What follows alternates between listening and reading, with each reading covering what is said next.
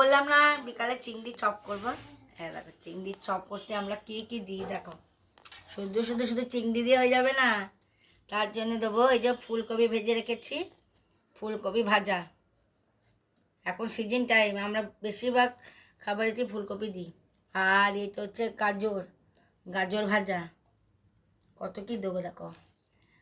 আর এই দেওয়া হলো। এরপরে দেবো এটা কি করেছি বলো তো, এটা বিটের সাথে আদা পেস্ট রসুন এগুলো পেস্ট করে ভেজে নিয়েছি। আদা রসুনের পেস্ট, দেখো আদা রসুনের পেস্ট দিয়ে দিলাম। সব রেডি করে নিয়েছি আগে।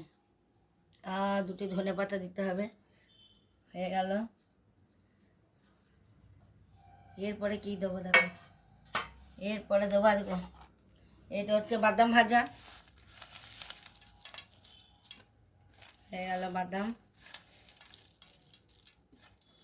তারপরে দেবো লঙ্কা, হ্যাঁ না কাঁচা লঙ্কা, হয়ে গেল। আর এইটা হচ্ছে ভাজা মশলা, জিরে ধনে চপের যে মশলাটা দিতে হয় না ভাজা মশলা, ভাজা মশলা, ভাজা মশলা দিয়ে না দিলে চপের টেস্টটা আসে না। হ্যাঁ দেখো এই দিয়ে দিলাম। এবার এটাকে ভালো করে পেস্ট করে মাখিয়ে নেব, দিয়ে মাখিয়ে নিয়ে চিংড়িটা দিয়ে দেবো। আমাদের ছেলেগুলো তো একটু বেশি বেশি করে খায়, অল্প স্বল্প হবে। একজনকার আটটা তো লাগবেই, তাহলে দেখো কতগুলো হচ্ছে, তাহলে ওই জন্য বেশি আলু লাগবে, বেশি মশলা লাগবে। হয়ে গেল। এরপরে চিংড়িটা দিয়ে দিয়ে এটাকে ভালো করে মাখিয়ে গোল করে করে ওই তোমার নারকেল গুঁড়ি বেসনে একটু চোপাবো আর নারকেল গুঁড়িটা দেবো, মাখাই সুন্দর করে মাখাতে হবে। তার মধ্যে নুনটা দিয়ে দিয়েছি আগেই, আলুতে নুনটা দিয়ে দিয়েছি, নুনটা দিতেই হবে, নুন না দিলে তো হবে না। ব্যাস মাখানো হয়ে গেল। এই যে সব পাকানো হয়ে গেল। আচ্ছা দেখতে মনে হয় অনেকটা, কিন্তু করতে করতে আর অনেকটা লাগে না। এই যে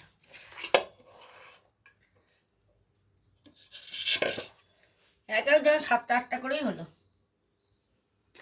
দেখলাম।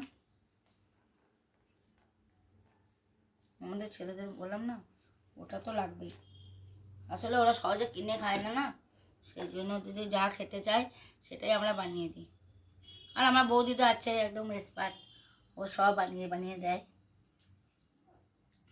আমরা দুবোনেই করি, কিন্তু বৌদি বেশি করে, ও সব জোগাড় করে দেয়, বানিয়ে দেয়। এই বেসনে একটু ডুবিয়ে দিলাম তো, কোনো কিছু কিন্তু অত ব্যাপার না, হয়ে যায়।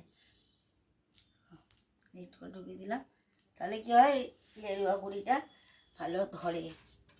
দেখো মাখিয়ে দিলাম, ব্যাস এবার খালি তেলে ভাজো আর গরম গরম রেডি। এই যে আমাদের চিংড়ির চপ রেডি।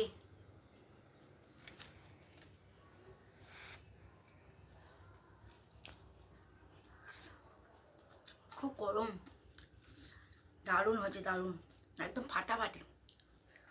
বাড়ির জিনিস, বাড়ির তৈরি জিনিস সব টেস্ট। কেমন গোল গোল হয়ে যাচ্ছ,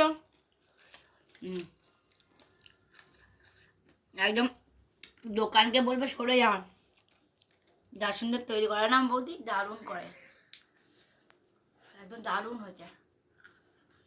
আমি চপগুলো খাই আস্তে আস্তে। হ্যাঁ বাই।